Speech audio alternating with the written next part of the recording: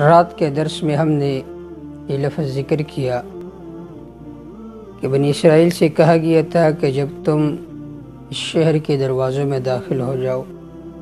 تو وَادْخُلُوا الْبَابَ سُجَّدًا، عاجزی کے ساتھ داخل ہو جاؤ، وَقُولُوا حِطَّةٌ، اور یہ کہو کہ یا اللہ ہماری گناہوں کو معاف فرما۔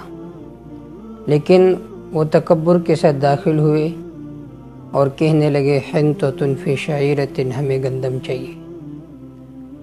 اب سوال یہ ہے کیا گندم کا سوال کرنا کوئی گناہ ہے؟ خود ہم جب دعا پڑھتے ہیں نماز میں ربنا آتنا فی الدنیا حسنہ وفی الآخرۃ حسنہ وقنا عذاب النار، ہم بھی تو دعا مانگتے ہیں اللہم انی اسألک من فضلک ورحمتک، اے اللہ میں آپ سے رزق حلال مانگتا ہوں اور آپ کی رحمت کا سوال کرتا ہوں۔ تو رزق مانگنا تو کوئی گناہ نہیں ہے، تو پھر کیوں اس وجہ سے ان پر عذاب نازل ہوا؟ تو اس کا جواب یہ ہے کہ رزق مانگنا کوئی گناہ تو نہیں ہے، لیکن یہ مقام دعا کرنے کا تھا نہ کہ رزق مانگنے کا۔ اس سے معلوم ہوا کہ اصل اذکار میں نقل شرعی ہے، کہ اذکار جس طرح نقل ہو چکے ہیں تو ایمان والوں پر لازم ہے کہ اس کا ورد اسی طرح کرے جس طرح شارع کی طرف سے نقل ہو چکی ہے۔ آج کل بہت سارے لوگ ہیں وظائف دیتے ہیں ایک دوسرے کو کہ تم نے یہ وظیفہ 15 مرتبہ پڑھنا ہے، بعض کہتے ہیں کہ بھائی تم نے یہ وظیفہ 30 مرتبہ پڑھنا ہے، 100 مرتبہ پڑھنا ہے۔ دیکھیے اگر کوئی وظیفہ ایسا ہے کہ جس کا تذکرہ قرآن و سنت میں موجود ہے، پھر آپ اپنے طرف سے اس کے لیے ایک عدد متعین کرتے ہیں کہ یہ وظیفہ اتنی بار پڑھنا ہے، 10 بار پڑھنا ہے، 15 بار پڑھنا ہے، تو یہ تحدید اگر شرع کے طرف سے ہو تو ٹھیک ہے، لیکن اگر ہم اپنی طرف سے کسی وظیفے کے لیے کوئی حد مقرر کرتے ہیں تو یہ ہمارے لیے مناسب نہیں ہے، کیونکہ اصل اذکار میں نقل شرعی ہے۔ اس وجہ سے فقہاء کرام نے یہ تصریح فرمائی ہے کہ یہ جتنے اذکار ہوتے ہیں یہ توقیفی ہوتی ہے، جس طرح شریعت کے طرف سے منقول ہے ہم اسی طرح پڑھیں گے، اس میں کوئی تغییر اور تبدیل نہیں کریں گے۔ اسی وجہ سے ابو بکر جساس رحمہ اللہ نے اس آیت کے نیچے لکھا ہے کہ جب یہاں پر منع کیا گیا کہ تم کہو وقولوا حطہ، انہوں نے کہا حنطہ، ہمیں گندم چاہیے، تو ابو بکر جساس رحمہ اللہ فرماتے ہیں وفیہ دلیل علی انہ لا یجوز التغییر فی الاذکار ولا تبدیلها،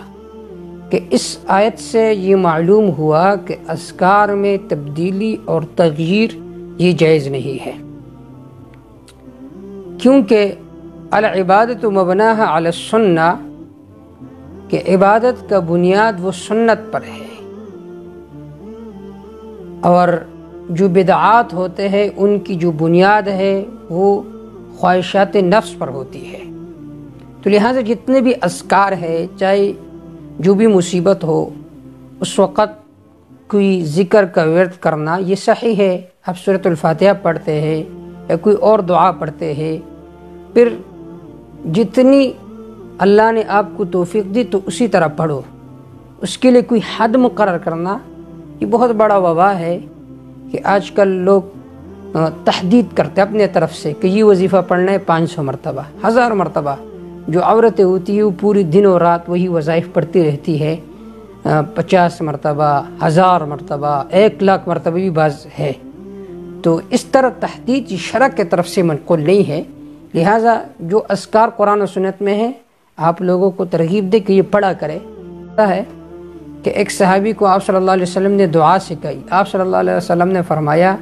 قل آمنت بکتابک الذی انزلت، کہہ دیجئے کہ میں ایمان لایا ہوں اس کتاب پر اے اللہ جو آپ نے نازل فرمایا، وبنبیک الذی ارسلت، اور اس پیغمبر پر جس کو آپ نے بھیجا۔ تو فقال الرجل، اس آدمی نے جواب میں کہا وَبِرَسُولِكَ الَّذِي أَرْسَلْتَ، اس رسول پر میں ایمان لاتا ہوں جس کو آپ نے بھیجا ہے، تو نبی صلی اللہ علیہ وسلم نے فرمایا اس طرح نہ کہو بلکہ یہ کہو بنبیک الذی ارسلتہ۔ اس میں ترغیب اس بات کے طرف شرع کی طرف سے جس طرح نقل ہو تو اس کے پڑھنے کا اہتمام کرنا چاہیے اسی طرح۔ ایک روایت میں آتا ہے، کنز العمال کی روایت ہے کہ ایک صحابی کو چھینک آیا تو اس نے کہا یرحمک اللہ علی رسول اللہ، چھینک والے نے کہا الحمدللہ، دوسرے نے کہا یرحمک اللہ علی رسول اللہ، کہ اللہ تجھ پر رحم کرے اور رسول اللہ صلی اللہ علیہ وسلم پر رحم فرمائے۔ دوسرے صحابی نے اس سے منع فرمایا کہ صرف یہ کہو یرحمک اللہ، آپ جو رسول اللہ کا اضافہ کرتے ہیں یہ شریعت کی طرف سے منقول نہیں ہے۔ بعض لوگوں کو آپ نے سنا ہوگا کہتے السلام علیکم ورحمۃ اللہ وبرکاتہ ومغفرتہ۔ مفتی رشید احمد لدھیانوی رحمہ اللہ کے سامنے ایک آدمی نے اس طرح سلام کی، مفتی رشید احمد لدھیانوی رحمہ اللہ نے فرمایا کہ اس طرح نہیں ہے بلکہ یہ کہ السلام علیکم ورحمۃ اللہ وبرکاتہ، یہ جو مغفرتہ کا لفظ آپ استعمال کرتے وہ بدعت ہو، یہ بدعت ہے، یہ اپنی طرف سے اضافہ ہے۔ تو اس بات کا بہت زیادہ دھیان رکھنا چاہیے کہ اذکار میں اصل توقیف ہے کہ جس طرح شریعت کی طرف سے نقل ہو اس کا اہتمام اس طرح کرنا چاہیے۔